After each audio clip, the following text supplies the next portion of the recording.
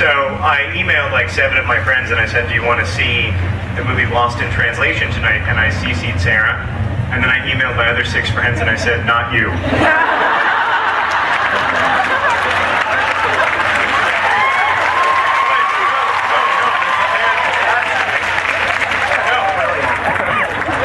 Turns out is a terrible strategy.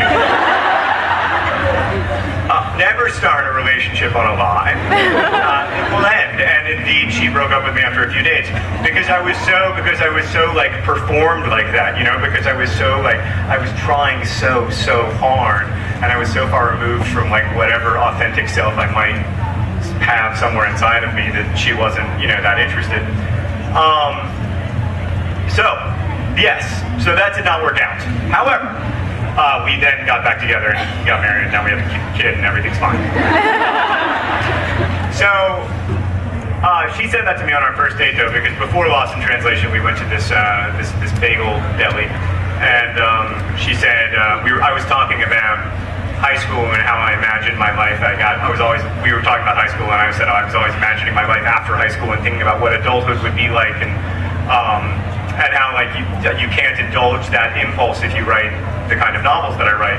And she said imagining the future is a kind of nostalgia, and I was like, I try not to indulge it at all in my novels. I try not to take my novels anywhere past the present. I try not to like send my characters to tell you what like. I don't want to prescribe that for you. I don't want to give you an order about where my characters end up or where the story ends up or anything like that, because I want that to be yours, not mine. So it's very important to me. Hey there. Digital bookmobile. Oh yeah.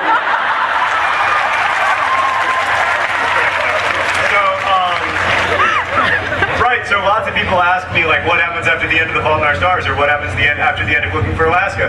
But to do that would be to imagine the future, which is a kind of nostalgia, like, right? Like, these characters aren't writing it from the future, they aren't telling their stories from the future, they're telling their stories from the present. And they're like, to take them far into the future, into adulthood or whatever, to me would just be that sort of reverse nostalgia. Oh, geez. Yes, with the scarf. The more you scream, the less likely I am to call on you. I have to tell, I'm sorry, but it's true. Because then I get nervous that you're going to just ask me who the F is Hank or something that like will make no sense to anyone in the audience. Yes.